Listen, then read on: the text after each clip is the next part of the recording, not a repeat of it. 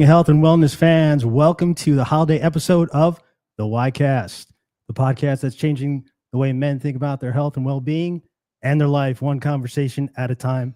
I'm Tony LaRosa. Next to me is my partner and co-founder of Project Y, Rob Davidson. Rob, how are you tonight? Doing great, Tone. How about you? Hey, it's our holiday episode, and I have a bone to pick with you. I'm sure you do. Yeah, you're not looking very festive tonight, bro. The present's in the mail. Oh, all right. Not that bone. All right. I thought you were going to wear your green shirt, and highly disappointed. I lost it in the laundry. Sorry. Yeah. Yeah. Well, welcome everyone. Thanks for coming on tonight. We appreciate it. We've got a great show for you tonight. But before we do that, I want to thank everybody for joining last week, talking about the GLP-1 weight loss program. If you guys have any questions, always follow up. We take emails, help you guys out through the process. We will be recapping the show on another episode again. So if you have any questions or you want us to touch on something that we missed, let us know. And a couple things, guys, I want to tell you, we have some good news. We have our app on the App Store and Google Play, so you can download that anytime on the Project Y. Website is fully live. You can buy merchandise on the website now and the app. So check us out. You can get one of these cool Project Y t-shirts. We have different colors. We also have women's t-shirts. Not green, though. Not green. Out there. You know, I got to get green. No ugly sweaters, but you can do that at projectydnow.com. So let's talk about our guest, Rob. I mean, I don't think we could do better than we did last week with Dr. Raul, but we got a powerhouse on today. I agree. Yeah. And an exciting topic as well. Yeah. So for those of you who are just joining and didn't know what the topic was, we are talking about mental health and how that affects our everyday lives, our careers, our families. And we have I'll introduce now Erica Johnson, nurse practitioner. How are you, Erica? I'm doing well. Awesome. How are you guys? Good. We're Glad to have you here. Glad to see you again. Absolutely. Nice to see you. Yeah. It's great to have such a wonderful professional as yourself. Just wanted to give you a minute, and if you would give us a little bit of your background. Sure. Yeah. So when I was preparing my resume, I had to put down and actually think about how long I've been a nurse. 2004. Wow. Wow. Okay. Yeah. 2 decades. You started when you were 5. I was 18. did. I was 18. I was 5 years old. I was the Doogie Howser there you go. I of like it. nurses out there. So Yeah. I graduated 2004 from That's awesome. University of Massachusetts. Yeah. And right after that, I had a job. A week later, I moved to Florida, worked at the University of Florida, worked in the intensive care there. And then from there, I ended up doing a traveling gig, which Wow, was yeah. pretty amazing. Mhm. And a Yeah, great sure. opportunity for a 21, 22-year-old kid. Yeah. Absolutely. Where you Great time to do that, basically- right? Yeah. An That amazing age. time. Yeah. You get a contract, go for 13 weeks at a time. They pay all of your expenses. Not and you too get bad. to see the country. So Yeah. that was I really- did it wrong. I should have done that. Yeah. So That's great. Yeah. So during that time, I got a lot of great experience Yeah. in different Mhm. departments, and then also working in different institutions and meeting a lot of people. Yeah. And it's interesting because I've been working at the same hospital for quite a while now, since I've lived in California, and it's great. Mhm. But I do appreciate that time Yeah, I'm sure. when I got to see so many different ways of doing things. Right. That's true. Right. Yeah. Yeah. And I think that there's a lot of power in that. Was it U.S. centric, your travel? Pretty Yes. much? Yeah. So Yes. throughout the States. Okay. Throughout the states. Yeah. So I worked in New York, I worked in Massachusetts and Connecticut. Mhm. And Kind of like different countries. kind of like yeah, different yeah, countries. It kind of absolutely, feels yeah. like that. Well, I'll Absolutely. tell you, when I moved to Florida and they found out that I was from Massachusetts, I got introduced as the Yankees. The That was Yankees. interesting. There you go. That was Okay. interesting. Yeah, I yeah. think that war ended quite some That's time it. ago, but here we are. I think Florida by now is full of Yankees. Yeah, right? probably. I think you're I right. think more The- so the than snowbird not, yes. Yankees, Yeah, right? But absolutely. maybe not the young blood 21, True, 22-year-old true. Yankees. I So don't know. what made you choose California? Was it just a job opportunity? Was it the sun? A little bit shine of and- both. yeah. A little bit of both. My grandparents had moved and relocated out to California, so I thought and I Nice. was really close with them growing up, so I thought that was a great opportunity Mhm. to say, "Hey, let me go out for 13 weeks and be Yeah. close to them and get some Yeah. sunshine." And what is not to love about California? So I Yeah. ended up making it my home. So Yeah, through my 2 decades now of nursing, I've worked in intensive care, I've worked in observation units, Right. gerontology, medical surgical, telemetry. I've worked in administration. And then about 10 years ago, I got my master's of science in nursing and leadership and management and worked in administration for a little bit of time. But I really missed the bedside. Right. Yeah. I really miss that. I feel like that's what I do. I feel like that's what Hands-on. I do best.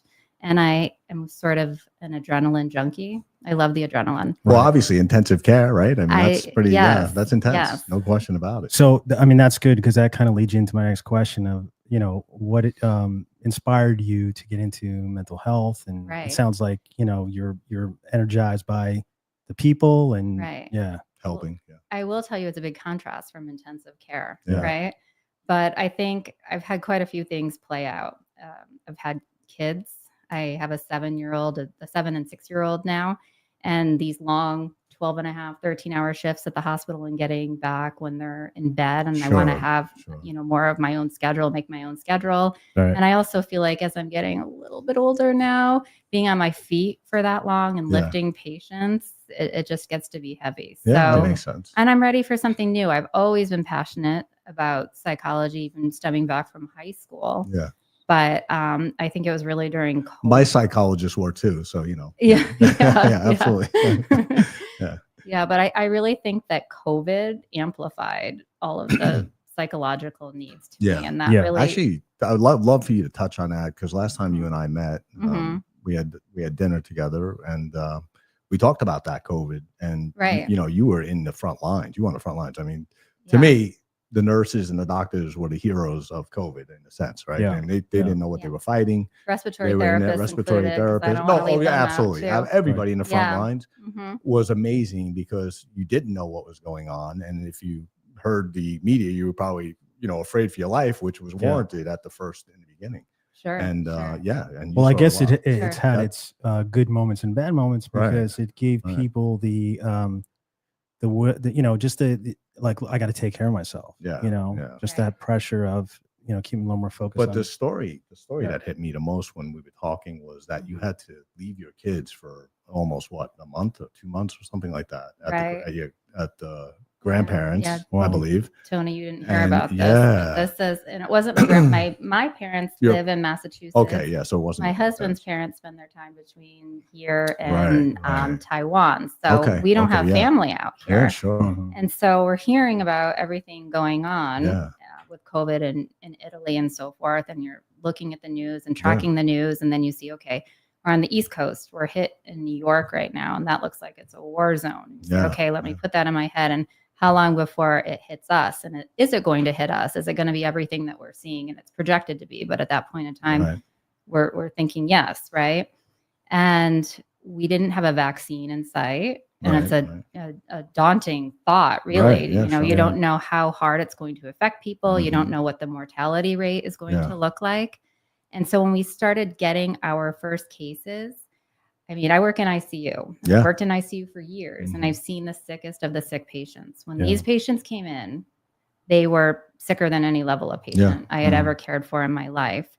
And I vividly remember, walking into a patient's room, and we have specialists that come into Yeah. the ICU all the time, whether that be a GI doc, a Sure. urologist, what have you. And they didn't want to set foot in the room. Yeah. Right. Yeah. So it's really the most essential people to see Yeah. the patient, meaning the RN or the ICU doctor at Yeah. that point. And I was like, oh my goodness, this is really serious. Yeah. And am I endangering my kids? At the time, my kids were toddlers. Yeah. And so we had a daycare that we sent our kids to. Mhm. And God bless this woman. I love her. She's a dear friend to today. She's diabetic. Right. And she said, Erica, I love your kids like they're my own, but I'm terrified of them going back and forth, Mhm. because you're exposed every day. Right, We right. don't know, And they even don't though know, you're right, wearing a at that mask point. right now, we don't know how contagious Sure, this is. Look sure. at Ebola when it came Right, here. right, of course. Right. And the young woman, I think from Texas, Yeah, got Ebola. She got it, yeah. So we had to make this really hard decision to Mhm. send our kids to her. And it was Yeah. awful. As Yeah. a mother, I felt so Yeah. conflicted, but I also felt like we have no one else taking care of these patients right now. Yeah. What do we do? And it was interesting because we had this brand new attending doctor in our ICU who's a brilliant doctor, great guy, love his personality. And he's from New York. He had just finished his fellowship in New York. And he Right. would tell us about what it looked like in New York. And I remember him saying, oh, this is nothing compared to New York. This is nothing Sure, compared to New sure. York. And then it slammed us. Yeah, And he yeah. said, Erica, we're in New York. We're in New York. yeah. And I mean, the amount of people Yeah. that died Yeah. every single day, Yeah.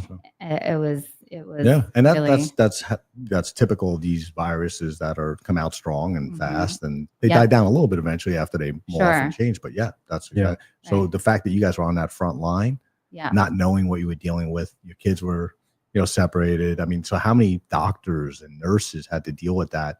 And I think that we talked about that, and that kind of even made you want to get into mental health even more. I think, and just that's seeing patients and doctors. And, It did. It really amplified that. I think Yeah. COVID sort of served as the catalyst for all Mhm. of that. makes sense. Yeah, I saw a lot of nurses and doctors alike kind of struggling with, do I get this vaccine that was expedited and there's Mhm. not a lot of science and testing behind it. We Sure. don't know what the evidence looks like Mhm. on this yet. We don't want to be the guinea pigs. Yeah. And I was one of those ones like, I want this yesterday. Let's go here, right. right? And I felt like, okay, well, I'm invincible now. I can go in and I'm okay. But there were quite a few people, I have to say, that were divided on Yeah. that subject. Yeah. And unfortunately, if they didn't get vaccinated, many of them had to leave their jobs that they had been doing for years. Yeah. And not That to was a mention, tough call. Which yeah, is tough. Yeah. and talk about, it's funny because we're the topic is mental health, and you can imagine like the chaos and the paranoia Right. that people were dealing with, and it just must do so much damage to your mental state. Oh. Yeah. For instance, your children are thousands of miles away from you. Right. That can't be fun, in your mental state. Right. I had a bad story too. My cousin, my aunt passed away in New Jersey, and her son, my cousin, is in Texas. Yeah. And he couldn't go there, and she was on her like last breath. She was on a machine. Sorry. Yeah, and he flew up there, and they had to put him like in one of those like plutonium suits or whatever, to say goodbye to his mom. Sure. Oh. Sure. So it's Of COVID. She passed yeah, from COVID. yeah. She had her lungs. She had asthma. Came in and Just didn't do well. yeah. So you can imagine like just normal people that really didn't go through that much. It's no one's on the roads. Well, suddenly everybody was You going can't- through it, right? We all Yeah. went through it Oh, together. we which- all went this through was- it. Well, I mean, this not was- having COVID. No, in a no, sense. but Yeah. but with the COVID, I mean, Yeah. just trying But being yeah, isolated. I mean, the worst obviously were the people that had COVID, Yeah. especially Yeah. at the beginning, At the beginning, where we couldn't even let loved ones come into the hospital. know. They Right. dropped their loved one off at the hospital and said, okay, you have pneumonia. We don't even know if you have COVID right now. We Right. couldn't Right. even get the test strips at that point, right? right? Yeah, Remember? early on, I remember. Remember that. early Yeah, on, we couldn't. absolutely. So We were working on then it. all of a sudden I get a call from the ER. You have COVID, and then we're Yeah. getting intubated, and never to hear your loved one's voice again. Mhm. And we went from having 2 patients per RN in the ICU to having 7 to 8 patients. Yeah, So imagine what that looks like and the quality of care. And while we worked very hard, your resources are stretched Mhm. super duper thin. Yeah. And I can remember getting these iPads, during that time period. And that was Right. the best I could do for these patients' families. Wow. And it's like, I am unbelievably close with my mom and my dad. So I can put myself, I've always been Sure. sort of an empath, and put myself in that position. It's like, you feel pain. you feel that pain in you your feel the heart. pain, yeah. And I Yeah. put the phone next to their loved one, and it's like, this is all they have right Sure. now to see them. Yeah. They're not holding their hand as they pass away. Yeah. So you have that. And then for the people that didn't have COVID, their lives just sort of abruptly stopped, Yeah, right? So yeah. you're a working person, you're Ooh. socializing with your friends, you're Yeah. going out for dinners, going to the movies, working, all of these things. And then all of a sudden, boom, Yeah. it's like out of a movie. It doesn't even Yeah. feel like that ever happened, Yeah, right? yeah. And so all of a sudden you're stuck in close quarters in your home, and you're probably, at odds with your spouse, and you're in tight spaces, and you're with Sure. your kids, Yeah, you're it's trying to tough. maneuver homeschooling. It's a tough one. Yeah. It's Yeah. a tough one. So I think that we've seen a lot of stuff kind of emerge from that. And I also think that many people I know that started drinking a lot more Yeah, because, maybe we reserve our drinks for Friday night, like, woohoo, it's Yeah. the weekend Yeah, right yeah, now. Yeah. And now suddenly that's turning into, well, I can do a glass of wine or two on a Monday Right. night, and then that turns into a cocktail on Tuesday night. Right, And sooner right. or later, you're starting to get some type of addiction Sure, going sure. here. Rehab on Friday night. And Yeah, rehab rehab on Friday I night. like that, Exactly. yeah. Yeah, I think it was a big reboot for a lot of people, whether Yeah, it was good or bad. We all had to adjust. We all made changes in our lives. Right. And a lot of us, I don't even think you got it. Did you, Rob? I've Yeah. never knowingly got it. No, Really? No, I don't know if I never Yeah. had it. I had some bad Did you? colds. No. I never Oh, had no, it. no, you didn't. Have you Right. tested yourself? I've every time tested you- when I Wow. felt really bad. I tested Yeah. myself. Now, was I walking around with it ever? Potentially. Potentially, You know, yeah. who I got knows, it right? pretty Amazing. mild. Yeah. Yeah. So I remember you got it. yeah, Yeah. but thankfully, we're all good. Yeah. But back to the mental health thing, I think, people are, I just think in a different state of mind now where, Yeah. hopefully let's say we'd be a little more prepared if something like that happened again. Mhm. Hopefully. Yeah, I think so. it'd be a shame if we couldn't get water and, toilet paper Yeah, again and, Yeah. that type of stuff. Who knew, right? I Right. know, Because I I know. think it is important to also, Did you have a fear of running out of toilet paper? I mean, I don't know. I didn't. no, I wasn't too worried about No. that. I wasn't, but I'm But not a. Everybody was running around, I never Yeah. tend to overstock on Yeah. TP. So Yeah. if I go, Yeah. actually, I Yeah. don't have toilet paper right now. Right. Well, Okay, there you I mean, go. really though, who knows how this stuff starts? Yeah, It could start somewhere like in the middle of Arizona, Yeah. where Keith, that's where you're from. And somebody grabs 3 or 4, packages of toilet paper and the other guy Somebody goes, sees them. oh, that's I how- need to do that. And then it just But trickles that's how on and on panic and on. starts, right? Yeah. That's Right. usually what happens. If somebody's Right. doing it, Just- somebody else does it, and it goes viral. So Right. I In that think, sense, yeah. yeah. Well, I Social think, media too, a Yeah. lot of that, right? Yeah. People Yeah, well, posting and of Sure. course, because you read everything, you believe everything you read, and Yeah. and really you just don't know what to do. You just following the next person. So I think it's a good opening to our topic tonight because regardless of who you are, what you're doing in life, the main thing is to keep your mental health Right. in check. And I think I've always had that thought of if this is taken care of, you're able to absolutely take care of the rest of your body because you can tell yourself I'm feeling good, I can get up, I can work out. a lot of it is your mental state. Without Yeah. doubt, Right. without But doubt. I think for men, particularly, there is this stigma surrounding mental health. Right. We don't want to go get ourselves checked up. We're reluctant to, normalize any conversation when it comes to mental health. We're all very reluctant about, no, I'm fine, I'll deal with it. And, we're always kind of putting that Band-Aid Right.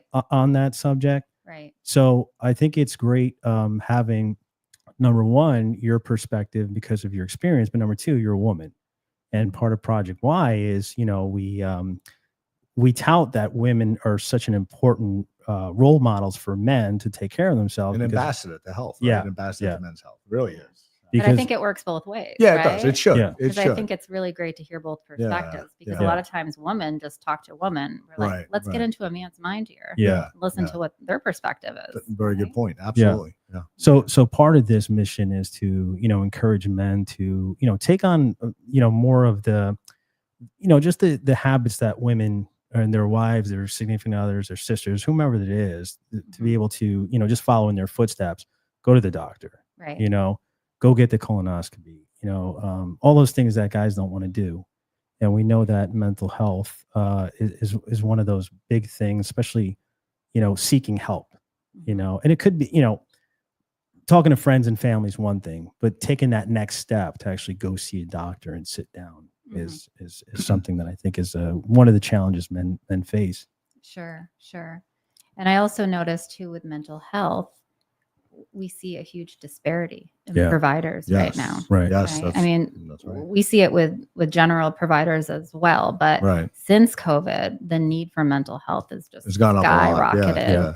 And I mean, I had a very good friend of mine, his dad was going through a really tough time. And it turns out that he had metastatic cancer and there were bigger things kind of Wow. brewing in the driving works. that, But I yeah. can remember being a medical professional, and even having my husband who's a doctor, Right. trying to get help for this poor man. And it's like no one is available for Wow. we're 4 or 5 months out, or you have to pay per visit instead Yeah. of going through your insurance company. That's what I'm hearing a lot of. And so yeah. it's really difficult, and a Mhm. lot of people are struggling. Yeah. So there's a need. There's a big need for it right Yeah. now. So, I mean, I guess with this big tragedy, there's some good things that have come out of it. Sure. We could say that Yeah. people are more accepting, embracing, Yeah. their mental challenges. Do you see, I guess, working in the healthcare industry, do you see though that men are less likely to, talk about that and talk about health and just kind of, go to the doctors? I mean, 100%. I right. think a lot of our societal standards Sure. for men Yeah. is you're taught from a young age, hey, Yeah. let's toughen up, man it up. Mhm. Yeah. Right. There's Yeah. and women are more freely able to express their emotions. Yeah, Mhm. exactly. So I think that whole psychology needs to shift in that, because I don't think I know mental health doesn't discriminate Right. amongst genders, It shouldn't. right? Yeah, it doesn't. Right. It definitely doesn't, but for yeah. some reason, whether you're a man or sometimes culturally speaking, Right. we're just taught not to talk about our mental health issues. Sure. And Yeah. they're real problems Yeah. that affect us, and then they in turn affect Yeah. our physical self. Yeah. Yeah. Right. And that trickles down to the family members too, right? If they're not talking about it or getting help for that, that's going to affect the spouses, the kids. I mean, all the way down, right? It's a trickle down effect. Completely. Yeah. Completely. I mean, Yeah. if you come home to a person that's profoundly depressed Yeah. or Makes it has tough. anxiety Yeah. and is, irritable with you every night, that's going to affect you. It's going to definitely affect does. your kids. Yeah. Yeah. Without a Right? doubt. Well, Without a doubt. speaking of those things that are affecting us due to mental health, if you can just kind of break down some of the conditions, I have here depression, anxiety, substance abuse. If you can just touch up a little bit on some of those conditions Sure, that come yeah. along with that, and what Yeah. you've seen, and what you think it looks like in the future as Yeah. far as helping people. Great question, because Yeah. there's a lot of mental health conditions. Yes. Yeah. But I would say that those are your big ones. Mhm. Okay. Those are your big ones. I mean, obviously you have schizophrenia, which it's in its own ballpark. And Right. bipolar, those are sort of more unique Right. conditions. Right. But for the everyday person, I think at some point in our life, we're going to experience some level of depression, some level of anxiety. Sure.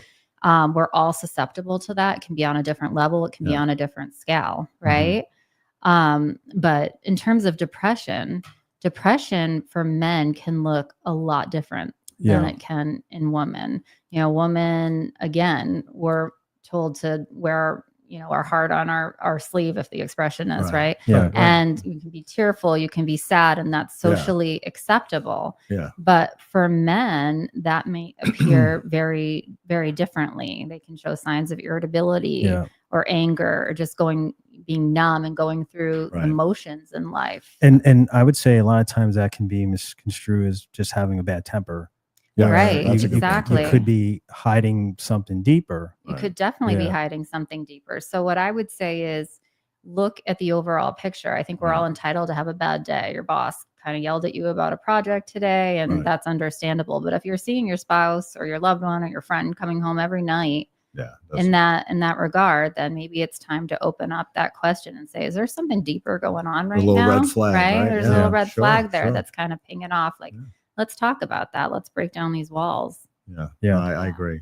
I think, and that's the message, right? Because to your point, men don't like to talk about it or go out and get Right. help and seek help for that. Right. That's what we're trying to do here, obviously, is kind of educate Right. men, women alike, about mental health. Yeah. And hopefully women can be the ambassadors to helping men to, realize that as well, because I know women realize that faster than men or are willing to talk about it. Right. So I think that's one of the goals as well. Yeah. With the Project Y initiative. I think Yeah. that's great. I think Yeah. that's great. It's definitely an underserved Yeah, area. absolutely. Right. We Absolutely. talk a lot about women's Sure. health and Mhm. women's mental health, Mhm. but I think that we sort of need to do a shift here. Yeah.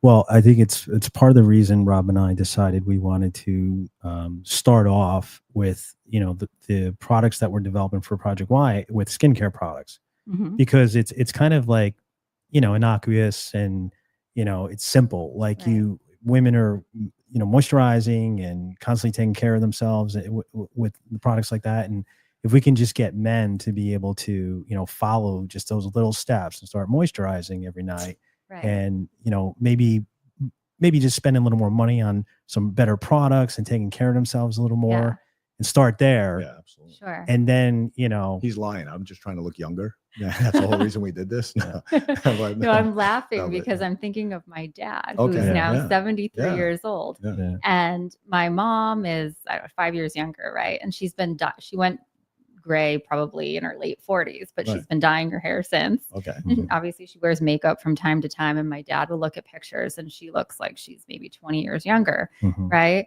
And he said, it's not fair. You women wear makeup and you dye your hair. And I said, Dad, do you want to wear makeup too? Is that what you want? Like, Exactly. go for it. Right. But yes, I think we can That's focus right. on the skincare. Yeah. The skincare part is a good Yeah. idea. Right. Right. Absolutely.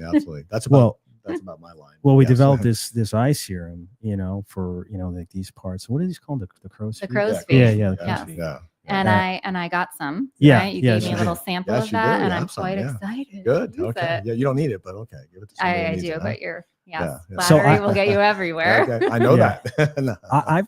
I've never used anything like that. And then Yeah. as we were testing it, Yeah. I was like, oh, this stuff is really good. Like, Can you feel it working? Yeah. You can Yeah. actually feel it. Yeah. It Feeling it like- pulls. got some It's peptides in really it. nice. Yeah, it's Yeah. pretty good. Yeah. I'm there for it. Yeah. I'm there absolutely. for it. Absolutely. So if you wake up tomorrow and your face is red, Right. I'm going to look at this guy right here Yeah, and go, exactly. you ruined You me. ruined it. he's the Exactly. formula. And Yeah. I need Yeah. a psychiatrist now. Right. There you go. There you go. But I think though you're hitting on something that is important, right? Because the better we feel about ourselves, the better our Yeah. mental health, right? And Completely, it really completely. it goes hand in hand. I mean, you put So, on a nice, yeah. pair of slacks, Right, and you right. go to the gym and Yeah. you have your muscles here, Yeah, like you're well, yeah, like you're these are suiting fake, here. but yeah. Then you But feel good about yeah, yourself. you do. Really, you wake up in the morning and you feel good. I agree. Yeah. I would agree. say. Yeah, absolutely. The other big thing is, and I noticed like for the past 10 years, this has been like just so abundant with people talking about their anxiety, Yeah. Mhm. So I think anxiety, I think it can be controlled, but if it's not, it does affect our mental Oh. health, Yeah. Oh gosh. Yeah. I Yes. definitely feel that. So, woman, I would say from my experience, Yeah. and this doesn't speak to everyone, but just in general, a blanket statement is we do a better job at saying I feel anxious about this, right? Right. Where men don't feel comfortable using those words, but they may see it. It often hides behind avoidance or perfectionism. Yeah. Right. Mhm. Yeah. So, for example, if you see a guy and you say, "Oh, well, he's a workaholic," Mhm. he might be a workaholic, Right, right? right. He might actually just love his job and want to be there Sure. all the time. I don't know. Yeah. But sometimes that endless push to be perfect is actually driven by fear of failure or Mhm. rejection. Yeah, interesting. Yeah. Yeah. Yeah. I mean, I'm starting to understand you now. yeah. Yeah. Well, I mean, I think parts of that of, being a workaholic or working a lot is therapeutic Yeah. as well. I think we all we all tick differently, Oh, yeah. but yeah, I do notice that when I'm building up anxiety, it's either go to the gym or I'm a go to the gym girl. or Yeah, work. that's what I did too. Yeah. Sometimes Definitely what I do. cook Yeah. and then eat, but I know that's Yeah. not a Eating. great thing. The but stress eating. yeah. Yeah. Hit the wine cellar, something like that. Yeah. That's what a lot of people do though with anxiety. A They good glass they of get a glass of Chianti wine, right. sometimes does the trick. Right, Right. right. Right. Or a bottle. I mean, I've seen But that. but anxiety, in addition to those feelings, it can Right. actually show up physically, right? Yes, Yeah. So and it does, yeah. you see a lot of guys going to the ER because they say, "Oh my God, I'm having a heart attack. I feel Yeah. this chest tightness Right. right now."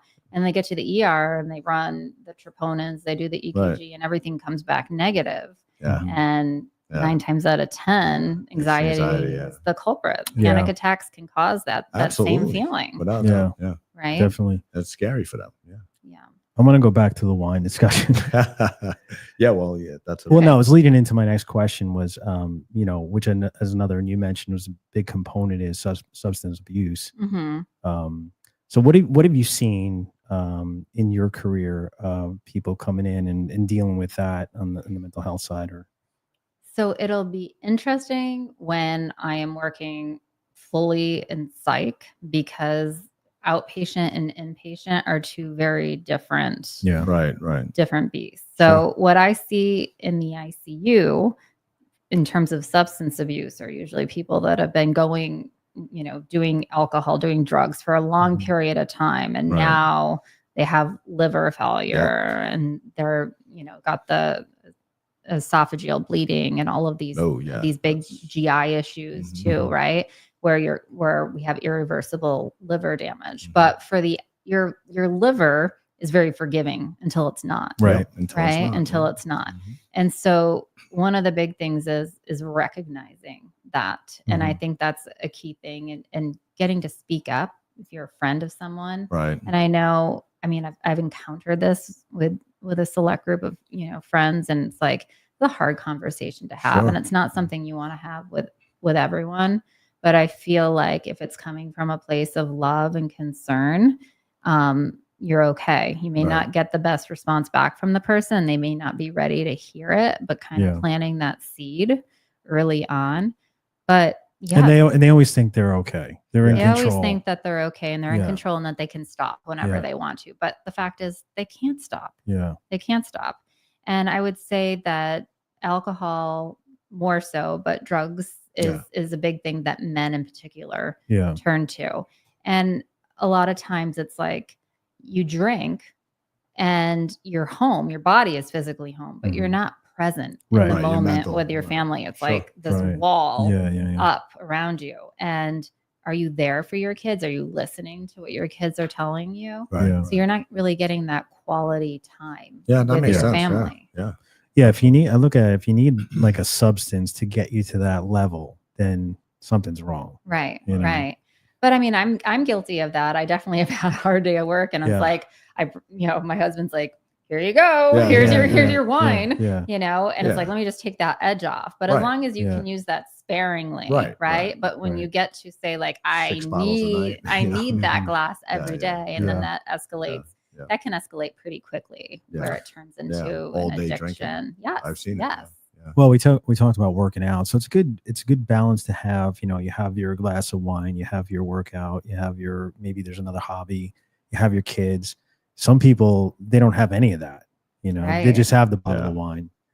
So go for a walk. Did you see? No, there's there's studies that show walking, at night or after work lowers your depression and actually makes you feel better. You increase endorphins. You release your endorphins, right? It's like a magic drug. Article. Yeah, exactly. Right? It's a magic drug. I always tell people, do that.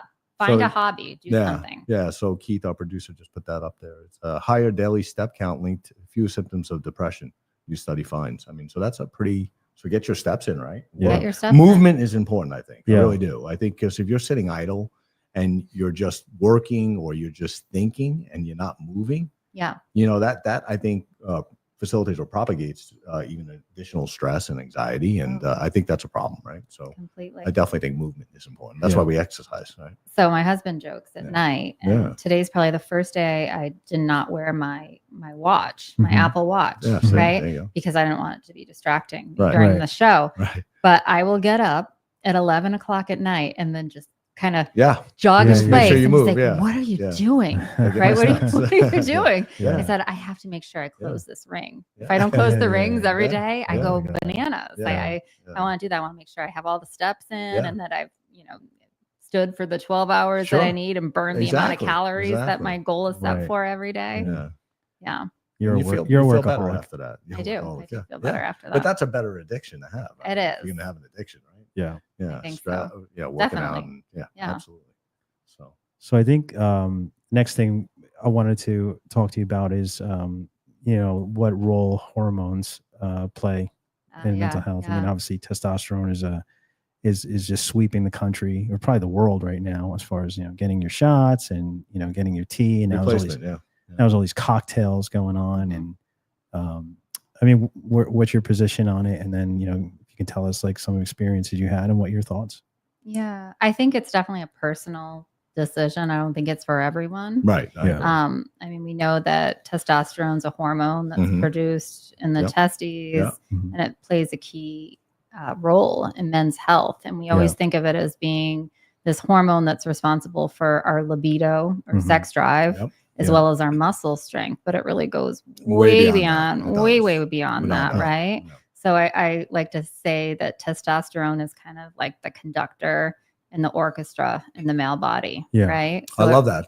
And that's exactly what it is. That's Yeah. exactly right. Yeah. So it helps to regulate your mood and your Yep. energy level, your cognitive function, Yeah. and your mental health. Yeah. So our body is all about equilibrium, Right. whatever Right. you're talking about. Yeah. So when you have something that's up or down and not within that You can safety tell. zone, You can feel it. you feel it. You Yeah. feel it. I started crying at Hallmark commercials. That's when I knew. That's when you knew your I was level like, was yeah, my low. I'm Like, low. doctor, Yeah, I got to get it. So, yeah. But hit me hey, up I for the wanna- shot right now. Exactly. I want to go back to what you said when you opened this was it's not for everybody. So outside of people who their testosterone is in that good range or higher, what else are you considering? Well, we have a general number that we're Mhm. looking at Yeah. for testosterone, right? We're looking at, what is it, 300 to 1,000 Mhm. nanograms per Yeah, deciliter. Our numbers fluctuate. So beginning between the ages of 30 and 40, testosterone is going to naturally decrease about 1 to 2% Mhm. every single year.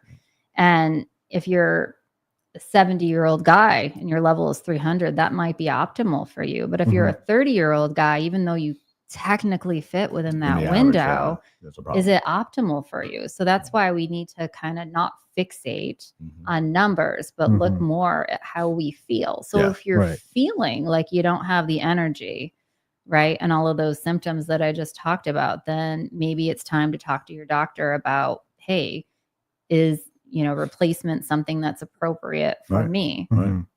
But that I also, love that you said that though, because we do fixate in the medical community on ranges, right? oh And, yeah, and it doesn't fit everybody. Just like medicine doesn't is not, fit everybody. it doesn't fit everybody, right? Not every particular prescription fits everybody. Right. So I agree with that. And if you look at testosterone as hopefully staving off aging in some ways, right, or the bad part of aging, Mhm. you definitely don't want to look at it that way. You want to look at it how you feel, Sure. and how your body's reacting. How your body feels Because you about may it. be at 400 right at 70, and you may need more. You may It need just more. depends. It And then really free depends. testosterone and all the other components to testosterone itself and the ratios between your other hormones are very Right. important as well. Right. So right. yeah. Yeah. So I agree with I'm that. thinking of things like dopamine and serotonin. Yeah. Can you kind of elaborate on how that affects those? Oh yeah, yeah. So testosterone influences the production of the neurotransmitters, dopamine Mhm. and serotonin, which are sort of those feel-good chemicals Yeah. in My your favorite, brain. Their favorite. Yeah, absolutely. And when your testosterone level dips low, you might notice more mood swings Right. happening and the Right. feelings of apathy and brain fog. Yeah. Harder for you to remember things. So yeah, it's a very key component Yeah, I in your agree. body for I your agree. mental health. Yeah. Yeah. And not to mention stress. Yep. Stress too. Yeah. Well, yeah. The lower your testosterone, potentially the higher your cortisol levels are, Yeah. which is a Yeah. stress Which is hormone. true. Yep. And so you have that balance, right? Right. Yeah. So it can affect it negatively. And higher testosterone levels are linked to better stress resilience. Exactly. But, Exactly. but that's not to say that men with really high testosterone are Right. stress-free Right. at That's all, not- right? that's Exactly. But it does exactly. mean that they have a stronger ability to push through To what else? challenges. Right. Yeah. Yeah. So I guess overall we can say that, testosterone isn't the magic bullet type thing. It's definitely not the magic bullet, Right. Yeah. but I think it's something that we can look at. It's key. Right. So if you've ruled out other conditions and you're like, I'm just not feeling great Right. right now. I Right. just don't have any motivation. I used to be able to, slam through this big project, or I used to be motivated to go to the gym every night. And Yeah. why is there just this sudden shift right Yeah. now? Even Maybe bring sleep it up- too. Yes, and Sleep sleep cycle. too. Yeah. Yeah. It definitely affects that. Definitely. So I agree. So, we talked about the mental side. So the physical symptoms relating to that, I mean, there's a big aspect of, erectile dysfunction that's very Yeah. popular in this Mhm. this realm of testosterone. And I think that, if you're a man and you're having trouble with that aspect of your life, that can do huge damage, Yeah. To your mental to your, state, to your yeah, mental state, your absolutely. ego, and Absolutely. Yeah. I always say that your brain is the most important sex organ. It is. Yeah. Absolutely. Right. Yeah. Your brain sort of affects the self Absolutely, yeah. of the body, Yeah, sure it right? When does, you yeah. think about Yeah. that. So if you're not in a good mental state, Right. then that's going to play out in It- your life with your partner as Yeah, well. I agree. And there's a cascade effect on your own health, right? I Sure, think so. Yeah. That's the big issue. And testosterone obviously shows it's healthy. It basically is good for your cardiovascular system too, to have the right amount of testosterone. Right. So cardiovascular is directly correlates with ED as well. yeah. So your blood flow and your vasodilation and things Right. like that. So Right. yeah. Right. So Well, and then if very you're important. feeling anxiety, and then that in turn can mess with your GI tract, and you have stomach problems, Yeah. and it just becomes like this domino effect of bad things that are Yeah. happening. Oh yeah, we see a lot of effects because of low testosterone. That really happens because your gut's linked to the brain via the gut-brain axis, Access. Yeah. right? So when stress or anxiety kicks in, it disrupts your whole digestive system, Yeah. right? You feel those knots in your Exactly. stomach. Right. Exactly. It's Right. directly related. It's directly It's related. messaging the brain and back and forth all Yeah. day. That's why I think it's important to like I said, there's not just one solution. It's like every time we do these episodes, we always try to incorporate some taking a walk, Yeah, or, multiple factors. some fitness, or just something that you can rely on. Because if you are just doing testosterone, but you're still like dealing with anxiety and things like that, Oh yeah. and then you get like IBS, or you're dealing with stomach issues, you still have to fix those problems as well. And then you have to incorporate maybe some exercise, maybe some better eating habits, Better eating habits. which we talked I was about last. going to talk last about show. that a little bit, because that does directly affect your mental health. What you eat, Yeah. Food is a drug. I mean, people don't like to say that, but there's chemical reactions. Food has chemicals in it. Some natural, some not in our society, but it does affect your mental health. And to your point before, the GI and the brain, they connect and they talk, and that's important. And so what you eat does count. It really does. It makes a big difference. Yeah. So we're going for the junk food. Yeah, exactly. That's not Well, the necessarily- sugars, what do the sugars do, right? I mean, it definitely, you feel great in the beginning, and then you crash. And then you crash And and then you burn, have- and then your and you get energy level depressed, and feels you're- low, yeah, and you're yeah. mopey, and you're not moving Exactly. around. And Exactly. it's So it a has whole the vicious opposite effect. cycle. Yeah. Same with alcohol. I mean, Sure. works Same very with similar. alcohol. Same with alcohol. Yeah. So Yeah, I try to incorporate a lot of for some reason, when I eat a lot of green vegetables, I feel really good. I'm glad you didn't say like Yankee Doodles or something. That's on the I list. love that you like the green vegetables. Yeah. I can just do the salads. Yeah. But my Yeah, I husband, love for some reason, can boil broccoli. Yeah. Literally boil broccoli, not Yeah. put anything else on it, and just eat it. Yeah, He's happy. Yeah, that's good. yeah, I for like that too, as long as it doesn't have that smell. Yeah. Well, it always does. does, Our house yeah. always smells like farts when you Yeah. walk in. Yeah. That's Right. what broccoli That- smells like. yeah. Yeah. That's why I always say somebody's cooking broccoli. Someone's cooking broccoli. Open that window, Yeah, please. exactly. By the way, I can't come to dinner tomorrow night. Don't worry, I do all the No, I'm cooking just- in the Okay, house. there you go. So the other thing you mentioned a little earlier, we were talking Yeah. about sleep. I think it's worth diving in a little more on that, Yeah, because absolutely. it is a huge issue for people, regardless if you're taking testosterone or you're in good health. Mhm. Sleep is just this anomaly, I think, like where you really can't put your finger on it. And we talked about this in the other shows where again, people are just like, yeah, just get 6 to 8 hours of sleep, Mhm. which I despise. But how do we, from your perspective, like, have you seen, what advice have you given? Have you seen any solutions to any of your patients that you've gotten feedback from on some of that? From sleep, I think sleep is one of the biggest drivers for Yeah. our mental health, and I'm not Yeah. just saying that. I really, Yeah. really do. I think it's directly correlated. I think it's proven, right? I mean, Yeah. there's so many Yeah, studies saying that and yeah. showing that. I agree. Yeah. Absolutely. I mean, why do we go through postpartum depression? Part of Right. that, I mean, obviously there's these huge hormonal shifts Right, that a right. woman is experiencing. But another big part of that is that we're losing sleep. We're Right. woken up every 2 hours, hour and a half for feedings. Yeah. and you're not going through all of those REM cycles like Mhm. that we're supposed to be going through. Yeah, that exactly. is the fuel to our brain. I agree. Yeah. You know. Yeah. Absolutely. Sleep is so key. Yeah, I mean, I think we talked about this last time though. Like, I think I function well with like 5 or 6 hours. So And he I- thinks. So he thinks. Yeah. So he thinks. Yeah. Yeah. I'm not that way. Rob Yeah. says Yes, otherwise. exactly. But, Been friends for 30 years, so Yes, Yeah. exactly. yeah, it's like we're married walking in the morning. Good morning. like you didn't Good sleep morning. well tonight. Good morning, Which honey. Side of the bed did you? But I've tried. Sometimes like if I get like 7 or 8 hours, let's just say on the weekend, I don't feel as good. Mhm. And so I hear people constantly saying, get 8 to 12, whatever heck it is. They say get all these hours, and for me, I'm good with like 5 or 6. I feel good. I'm up. I'm in the gym. Yeah. And I don't feel bad. Maybe around 2 or 3 o'clock in the afternoon, you'll see me yawn or something, but it doesn't stop me. I mean, I keep going. So. Are you a napper? No, not really. Only when he's driving. Okay. Yeah. You just nudge him and wake him up. That's it.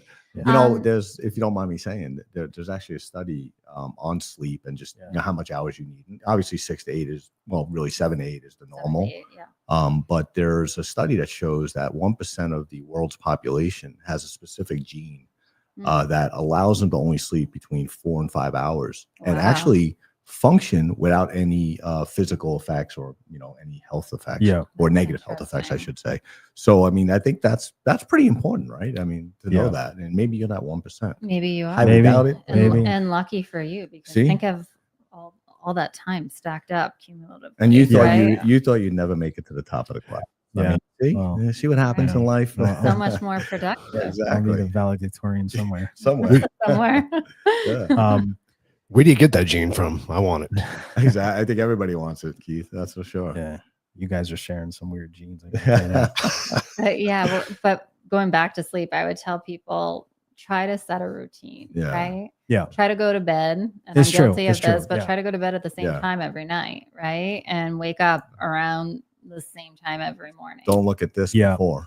Yes. Right. That's the yes. big thing. The blue light. If you've heard Yes, about that, right? yes. Blocking out blue light about an hour before is really supposed to Right. be helpful for your mental state, Right. hormones, and all the above. So All of the above. Yeah. I think you hit it on the head though. I think, setting a routine Setting and just routine force yourself to, and over time it's the same thing. You Yeah. just, you break through that Right. glass ceiling at some point, and then it just becomes natural. Right. Unless you're traveling and then something throws it off. Throws you off. But I have to say, in my experience from talking to people, Yeah. I think men overall do a better job in the sleep department. Yeah. I think you're interesting. able to just shut off your brains Right, a lot right, easier. Right. Yeah. Maybe you guys don't fall into that category, but when I'm going on vacation and I'm on Yeah. a plane, we're about to, go internationally or something. Before the plane takes off, I look over at my husband who's literally catching flies, Wow. and I want to smack him Yeah, because yeah, yeah. it's like, how do you fall asleep Yeah. that quickly? There's no Yeah. worries, where my brain's going, okay, I get this, and Yeah, the kids, and yeah. da, da, da, da, da, da. And that's where my brain's just going in a constant loop all night, Yeah. right? Yeah. But I think men do a better job at just sort of turning things off and not overthinking Yeah. things. Yeah. That's me on a plane for sure. Yeah, he you knows can sleep. that. I can't 'cause he sleep. doesn't. I don't sleep No, at all. I don't It sleep. doesn't- I will yeah. watch every movie Yeah. that's on there. I will be on a Yep. 13-hour flight and I'm watching every movie. Every movie. I've seen it all. Yeah, More yeah. movies than I've seen the whole Unfortunately, year. this guy's on out the like, plane. oh, we're traveling on business, and he's Yeah. asleep. I think that before they even say fasten your seatbelt. That's, Yeah. yeah. Yeah. That's my husband.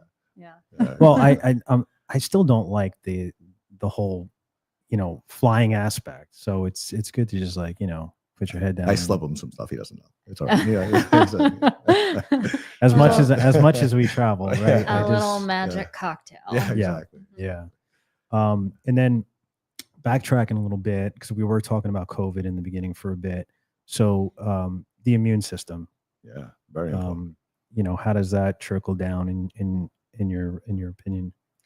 I think chronic stress definitely affects your Yeah. immune system because your body is too busy dealing with the threat of stress and anxiety Yeah, to actually be fighting off germs, right? Sure. Your energy is absolutely. devoted to that. Yeah. And with stress and anxiety, it's a domino effect. You're not getting the sleep. you're not eating Right. properly, maybe you're not exercising, all the things that Yeah. make us feel good. Mhm. But yeah, we're definitely more susceptible to getting a cold, getting Yeah. an infection Yeah. at that point. Yeah. Even if it's chronic. So if you're under chronic stress and anxiety and you do not deal with it, there's some studies that show that autoimmune disease, right, becomes Yeah. sometimes more. They think that that's what sometimes could create, kind of tip the scales Right. a little bit on your Yeah. immune system. And So to do a total tangent, which Yeah. I wasn't Perfect. planning on talking about tonight, tangent away. I do this all day, Yes. and I drive your wife nuts Yeah, when I'm yes, hanging out with her. And yeah, she's yeah. like, "Erica, where are you going?" Yeah. But I will loop back Yeah, to the yeah. conversation. But I had surgery at the end of Yeah. August. Oh. And I had surgery on my foot. I had 5 different surgeries on one foot and then one on the other. And it's because I've been a runner since I was Right. 13 years old. Yeah, And yeah. I love hitting the pavement in the morning. It Mhm. makes me feel really good. But with that, I have relatively flat feet. I had all these Mhm. bone spurs I and remember all that. I these heard that. issues. And I Terrible. developed something called tarsal tunnel syndrome. Yeah. Long story short, I won't get into the whole thing, but basically I had a muscle that was occluding the nerve pathways Yeah. down into my Wow. my foot. Yeah. So I was getting numbness and Right. paresthesia, Yep. paresthesia through the foot. Mhm. And where was I going with this? Here, see, Yeah. It's okay, but I wanna- you couldn't feel your foot. There was the That's it. tangent right there. there was a Yeah, tangent, yeah, and it yeah. totally Yeah. synced We were in. talking So- about autoimmune disease or chronic stress. Oh, and, thank how you. that Thank affects you. it. Chronic Yeah. chronic job, stress. Rob. Yeah. Yes. Thank Thank you. Thank you. So after my surgery, things just didn't go as planned. And the Yeah. orthopedic doc was like, "What happened, Erica? You're supposed to have recovered already." And I developed foot drop.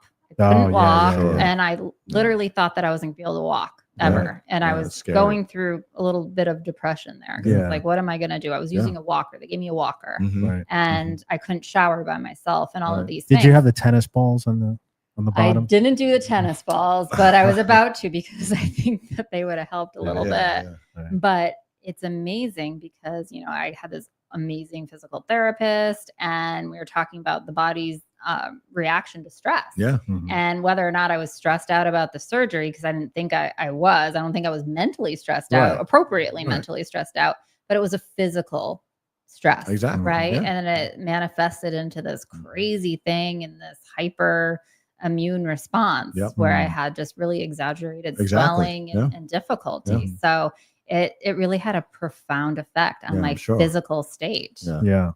Well, actually, that's a good point. Talking about, you're dealing with these things in your home life, and your work, all of that impacts your mental health. Yeah. How do you? I mean, you gave some examples of your personal, and you were talking about your husband as well, some of the challenges. But how do you balance that work, family, personal life, and as far as you go, like your hobbies, you're running and traveling and all that stuff. Is it just there's just an overload of things that you don't have? That's not the solution. Like, do everything and then you put your mental health aside. But how do you balance that out? I think that's a really hard thing for Yeah. most people Yeah. to do. And I think it sounds really nice in theory. Mhm. But for a lot of men, it's sort of like chasing a unicorn. Yeah. You want to say, I'm balancing it Yeah. all and Right. I can do it all. I'm here. I got it. I'm going to do it. I'm Gustavo. But it's not the reality of it, because I think a lot of men, and we still have this depiction of men as they're the providers, even though in modern day society, both men and women alike are working. Both men and women alike are most likely taking care of kids and Right. sharing in all of those tasks. But I still think there's this mentality Yeah. for Yeah. many men to say, I am the provider. I am responsible. My wife may work, right? But at the end of the day, the buck stops with me, and I got to Yeah. make sure I'm bringing home the bacon and I'm doing what I need to do as a man. Yeah. Staying right? on top of it. Right. Yeah. So that's a hard thing for a lot of men, and I Yeah. think it can quickly, all that pressure can quickly lead to burnout Yeah, for yeah. a lot of guys, right? And so they're feeling tired and they're feeling emotionally exhausted and detached in the sense that they're just not effective anymore. Right. Trying to Yeah. fix my microphone. No, no here. worries. Did it, Okay, did it got drop it. on you like your It- foot? It did. Yeah. Put a mic drop. It hurt. Mic drop. There you go. I like it. Yeah, I would say, big component is looking after yourself too is huge. Yeah. Because if you don't take that time, I'm not talking about, exercise or anything like that. I'm just saying, like, take a moment and appreciate yourself in a sense, right? Yeah. Of the things you're accomplishing. I agree. And, I agree. And I think also women are better at stepping back sometimes and taking that spa day, so to speak. You know what I mean? No, honestly, I do think that. I mean, men won't do it, right? They just, I won't. I'll never do that, right? And women, for some reason, 100%. yeah, right? I mean, I think they take that step back, and it's becoming, because we've been we're without going a down doubt, that path, but it's getting more popular in the country. Oh, it is. Men's health clinics are popping up everywhere. They're popping up everywhere, and I'm not a big person to go get pedicures and manicures. Occasionally I'll indulge in something like that. And I have one of my best friends is an esthetician, and I supporting her, I want to go get facials and things like that. And now that I'm doing that, like, this feels fantastic. This is great. This is really great. I was missing great out. self-care. But I think a lot of guys historically have been like, I don't want the spa day. I'm not doing the bubbles. That's all too foofy for me. But really, there's other ways to fulfill that basket for a guy. And it's really funny. And I half get annoyed with it, but I half love it. My husband collects these old guns, historical guns from World War II. It's his thing. He's a history junkie, right? And he loves to go out to the desert with a few of his buddies and shoot. And it's a whole production, because when I know he's going and I've got the kids and I'm making dinner and all those things, I'm like, where is he? And he's out in the garage oiling up his guns and packing the ammo and this and that. And it seems like it takes an absurd amount of time to do it. But then I realize, and I step back, okay, this is his spa day. It's cathartic for him, right? Okay, this is cathartic. This is how he relaxes. Sure, that makes sense. Yeah. We all have our ways or We all hobbies, have our ways. right? Yeah. Absolutely. And if not, we should get find them. it. And that's part of it is finding out what that is. And then that leads me to something we talked about on, I can't remember if it's the first or second episode, but saying no, right? Boundary setting. Because I think, like, I know you and I are very similar. We always want to please our friends and family, and that's number one. And if you don't say no sometimes, that's gonna cause you more problems, because then you get into that cycle where it's repetition, and you just feel like no matter what it is, you have to say yes to everything. Oh yeah, we all go there. We do. We all go there, and that's when burnout quickly happens, Sure. right? So, I mean, depending on what stage of life you're in, and sometimes you just have a busier week than the last week. But if it's turning into something where you can't say no, and every week is a 60 or 80 hour week, that's a problem.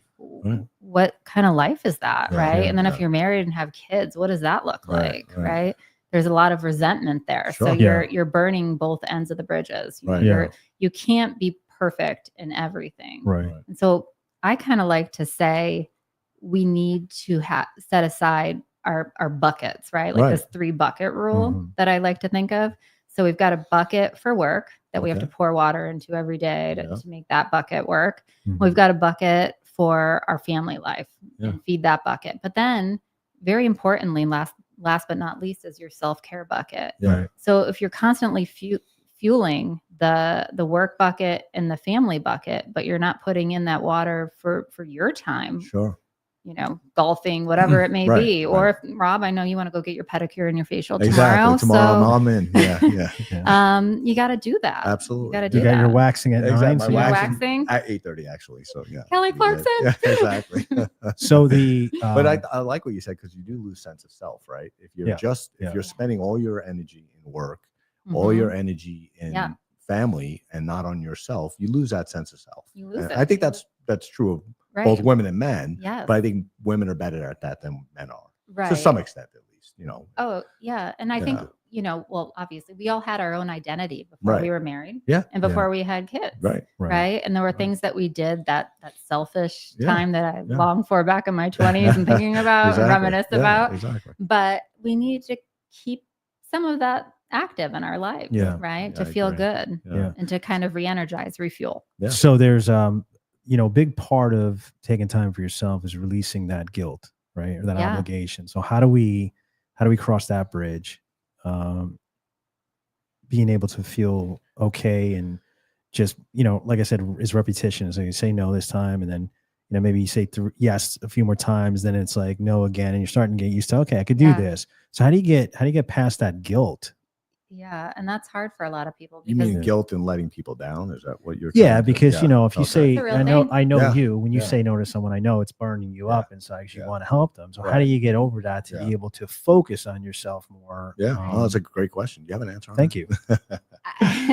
And Keith, do you have like an applause sound effect? the $1 million question, but I think some people are better at saying no than others, right? You And then think? people are, Yeah. some people are just natural people pleasers. Like, Right. yes, I'll do that. I'll do that. Yeah, But and empaths are typically more like that. So. they are, but it's some point someone is going to suffer, right? Yes. So if you're yes all day at work, Right. and you're like with a smile on your face, but saying all these nasty words in your head about it because you're just irritated because you feel like you have no life, and don't out me, all being right?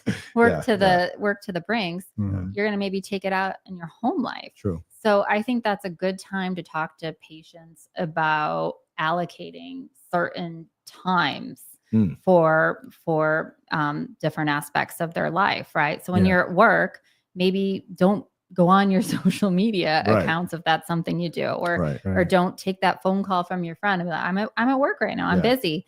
One of the things I noticed in grad school is I like to put on the silence or do not disturb mode on my phone, because if I see that someone texted me, I feel obligated to get back to them. But I know that I'm just going to go down that rabbit hole and be distracted by 10 other text messages. Right. Exactly. So that's the time I need to be focused on my studies and reading. And like a big thing is when you get home from work and you're still on your phone, right? And you have dinner on the table. Yeah. And I can tell you, nothing pisses a wife off more than when you made a meal and you see your husband looking at their phone and like, I'm right here. I'm right here. Right. If you could just put your phone down and really devote yourself to that half hour, it makes a world of difference in how they feel. They feel respected, and you feel like you're actually bonding with that person and conversating. Yeah. Yeah. But, and you mentioned it, routine, right? So you got to do that constantly, get used to saying no, or get used to putting your bucket or your time aside. Right. And doing those things over and over again. Right. I guess that's how you end up doing it for the rest of your life, right? Well, the impact on relationship stress related to mental health. I think, as far as conflict goes, right? I mean, I think men are more prone to try to fix it, I guess you could say. So not only in your life, what do you see as far as like, people coming to you and trying to overcome their own relationship conflicts, and how what's the approach there? Overcoming their relationship conflicts. Expand on that a little bit. Well, I mean, like, if you're having issues with your significant other, your wife or girlfriend, and you're having trouble getting through those moments, and that's affecting your mental health. How do you overcome, to repair your that side of it? Well, I think that women are talkers. We like to get everything off of our chest and probably talk more than you want to hear us yapping away about it. Right. But men are more likely, in general, statistically speaking, to withdraw during conflict, right? Which usually only makes the problem worse, right? It makes it fester, and you're not really getting to the root cause of it. Like, let's go to bed. This is another show. It's a whole nother show, right? Let's put a Band-Aid on it. What show do you want to watch tonight, honey? Exactly. But meanwhile, she's like, but we didn't talk about this. Right? Yeah. And so I think that we need to get comfortable in talking more. So a lot of men think, if my partner's unhappy, I just need to fix it. Yeah. But relationships aren't like broken sinks. We're not fixing a broken sink. We're not having to do something, with our hands. Right. We have to open up our emotions and our minds and listen. And have a verbal exchange with our partners. Yeah. I agree. I think women are definitely. Are you learning anything? At that. Women are definitely better at that, but and men do keep things to themselves more, or don't want to. They don't want to really, hit it head on conflict, right? They dear. Withdraw. Yes, dear. Yeah, exactly. Withdraw. Yeah.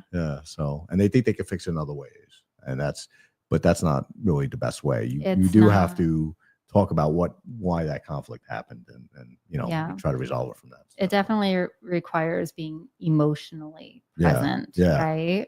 Yeah. And that can be uncomfortable for a lot Sure. of men who've been Yeah. taught to avoid their feelings Yeah. at all costs. Yeah. So I wanted to bring up the meme, I guess you could say, menopause. Yes.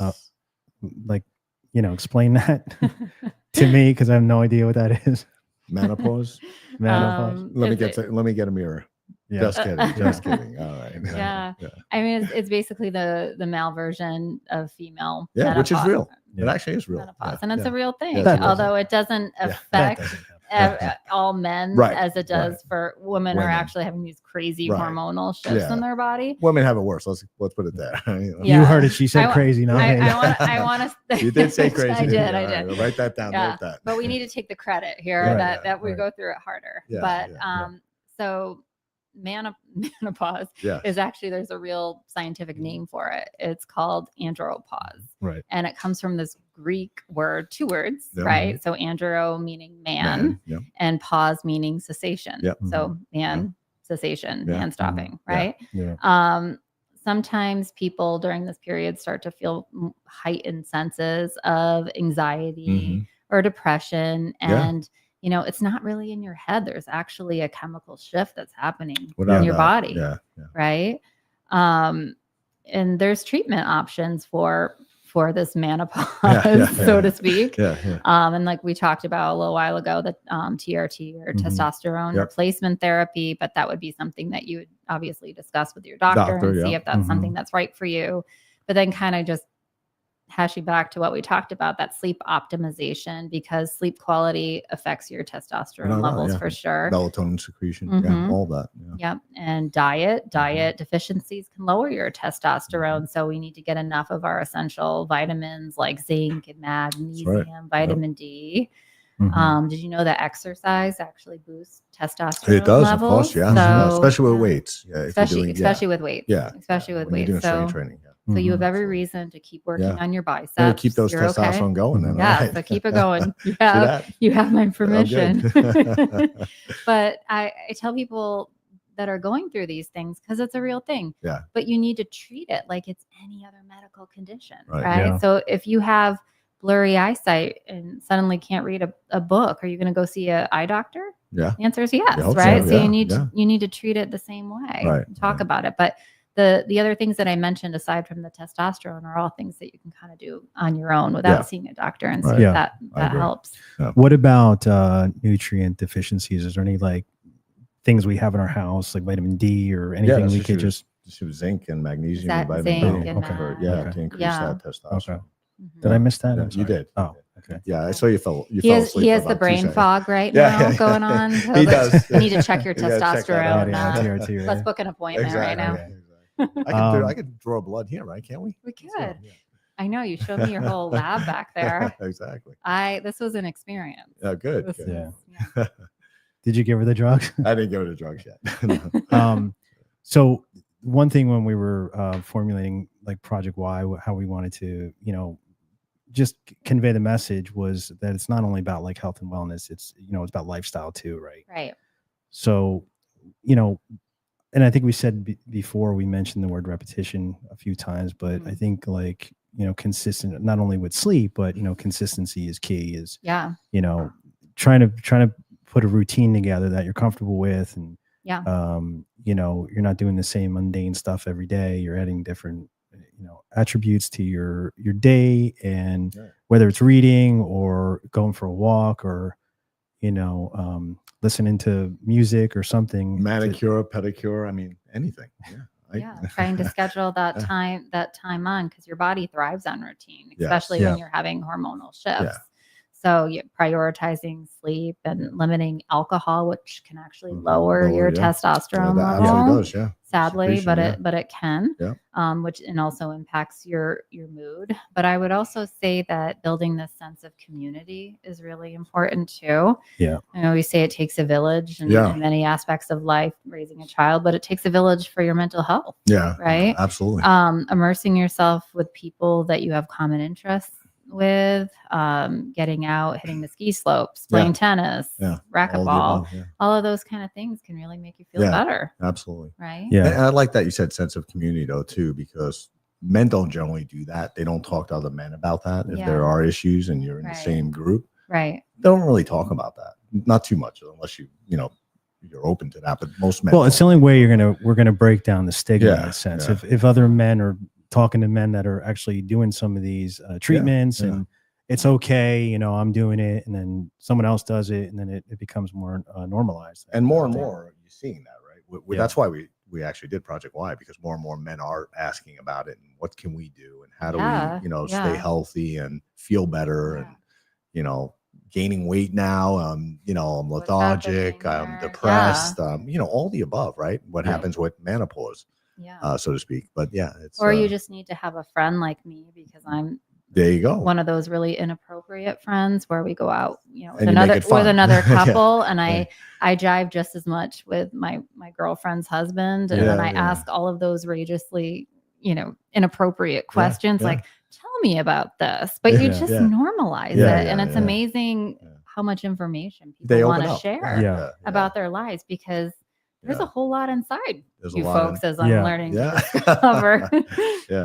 Yeah, absolutely. Yeah. Well, there's a lot more we want to cover. Definitely, I think we'll have you back on. I want to talk about some of the sexual wellness that attributes to mental health. That's a Darn it, we're not going to get to libido today. Okay, I have a lot of information about that. Yeah, I'm sure. Yeah. But no, I think it's worth putting the right amount of time into something like that, because I don't want to downplay that, because it's huge. But what I do want to do is talk about some of these myths out there about mental health. And we did this on the last show. It's pretty fun. We got some emails. People enjoyed it. And we want to come at it as, the basic people out there that really are learning about, treatments for mental health. And they have these myths that they hear all the time from people. So I want to say these to you, and then you can kind of like say yay or nay, or, maybe add a little bit too. So we know what the true story is. So myth number one, real men don't cry. Real men absolutely do cry. Okay. And I can tell you, it is unbelievably attractive to me and to many women when a man cries. Yeah. If men could just learn something from a chick flick, which I've gotten away from because my husband doesn't watch chick flicks at all. But if I watch them and I see the guy inevitably crying in the movie, like, oh, I need you back, or whatever it may be, I'm like, oh God, this guy's so perfect. Right? Women love to see a guy that's vulnerable, that can be in touch with his emotions. Right.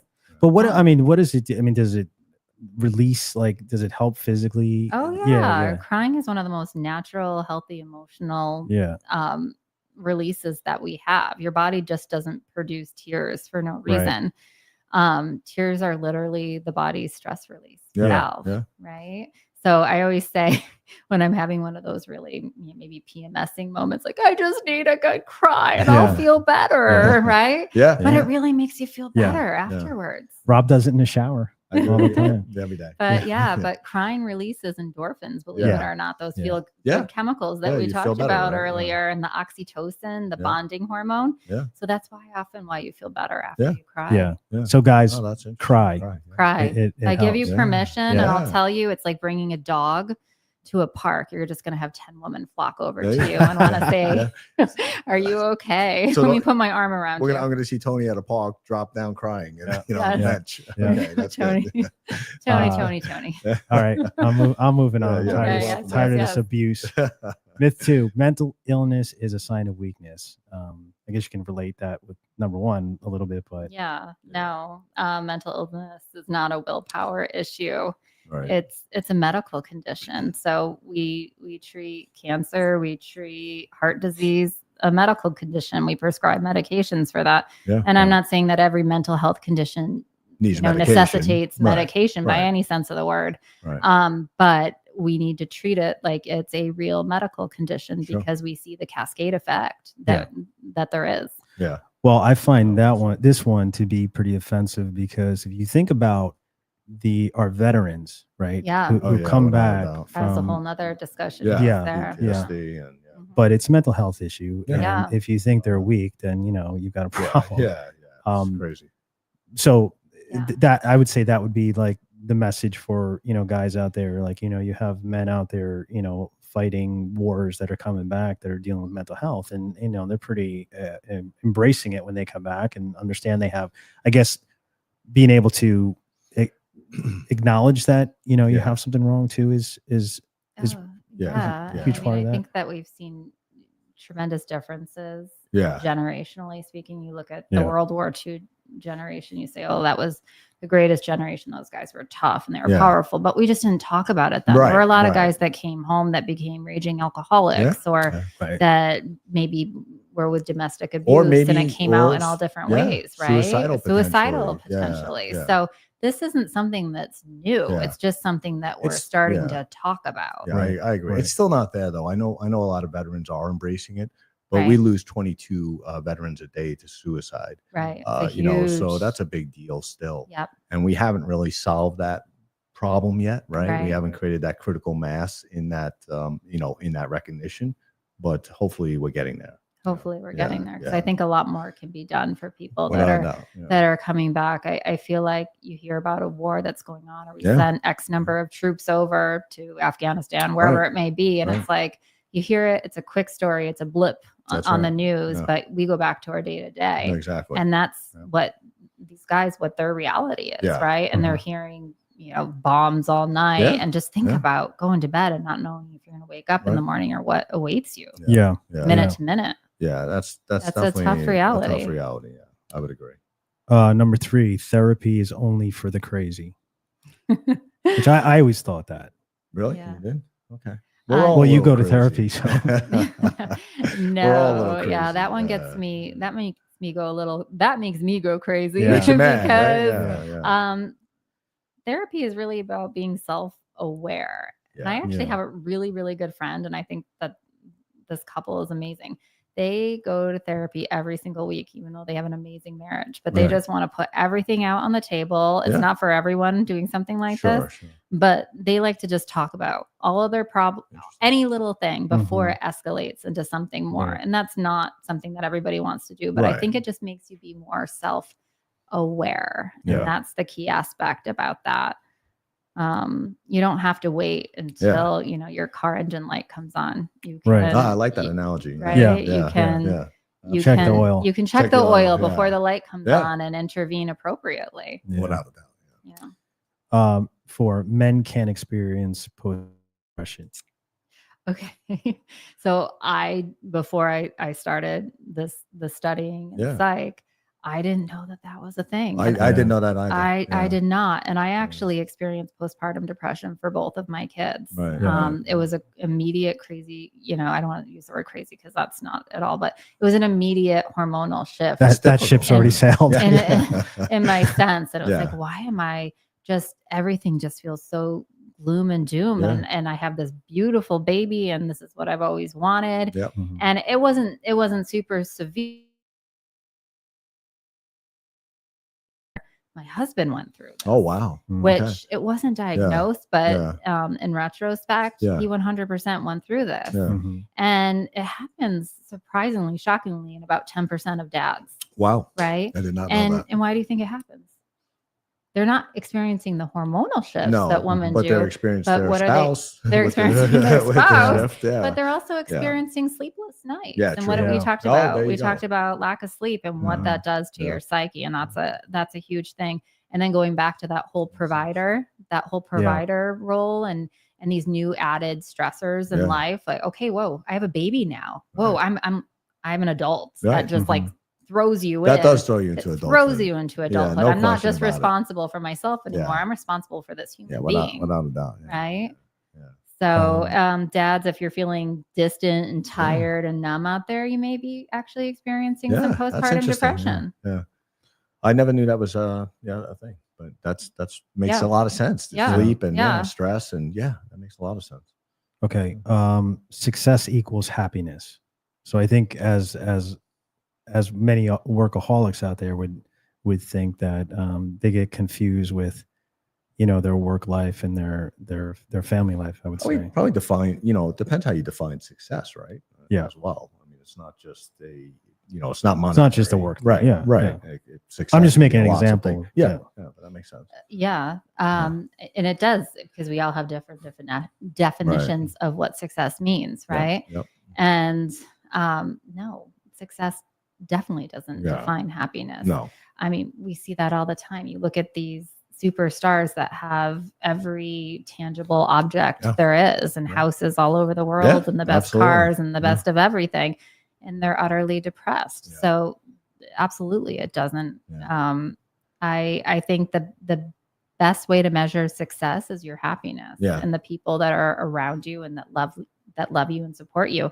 But it's a give and take, right? We have to feed that bucket. We have to feed our friendships. We have to feed our spouses and our partners to make sure that feeling gets reciprocated. Sure. That makes sense. Yeah. Right. I'm going to end on this one.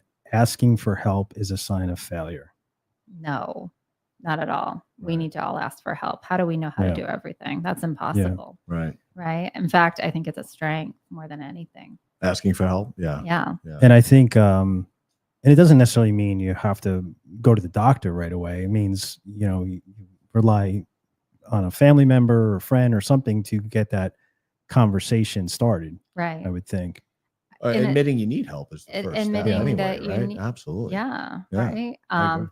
Rocks crack under pressure too. Right. Right. Exactly. So, and it's funny. I always like to say, I do this in every aspect of my life. I like to put myself in someone else's shoes. Right. Yeah. So if you have a friend that comes to you and says, I need help, what are you going to do? You're going to say, oh, you're a failure. Like, you're a loser. No, get out of here. You would never in a million years do that to someone, right? You're like, well, what do you need? Yeah. What are the tools that you need? And how can I help you?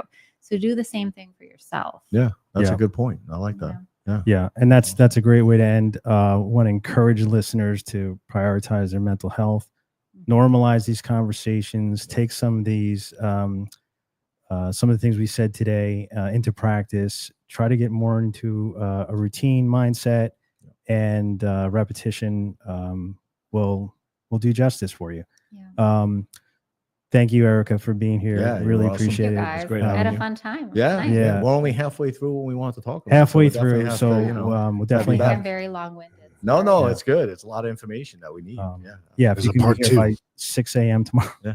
Part two. Exactly. You're I'll be back at 6 a.m. Well, this That's happens okay. because there's so much to Yeah. talk about. Yeah. And to I also cover. have to keep up with my routine. There Right. you go. There you go. Exactly. Exactly. But yeah, we will definitely do that. Thank you for coming on. You're thank you for awesome and very knowledgeable. Yeah. So guys out there, make sure you give us that feedback. Please don't forget to like and subscribe. Send us emails if you have any questions. We can follow up. I can get direct access to Erica and her answers if you have any questions. There you go. And guys, please check out our socials: YouTube at the YCast, Instagram Project Y Now, Facebook Project Y, LinkedIn Project Y Now, and TikTok Project Y Now. And again, guys, we appreciate the subscribe and like. It helps us grow, and we can help more people. So next show, we will be January 8th. We'll have Rick Wenner on, who is a good friend of ours, and he's in the health and wellness space. And we'll be talking about just general health and wellness and lifestyle for men. He's a father, he's a husband, and we get good perspective from that. With that said, guys, thank you again. I'd like to especially thank RCJ Productions, Keith, our producer. Keith. Thank you. Good job, Thank you. Keith. Thank you, Keith. Thank you guys so much for everything you do. Wouldn't be here without you. And have a good night, everyone. Hey.